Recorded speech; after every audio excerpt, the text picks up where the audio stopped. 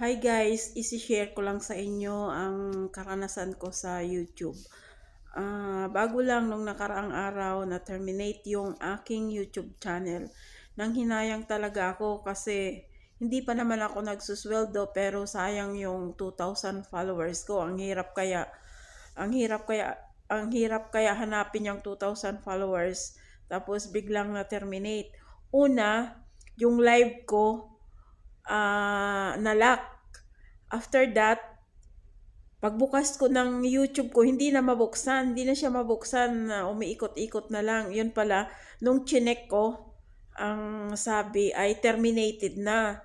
Kaya guys, sayang talaga. Hindi ko alam kung anong violation ko. Siguro doon sa pagla-live na walang tao, tapos no sound, yun ang alam kong kakalungkot talaga guys.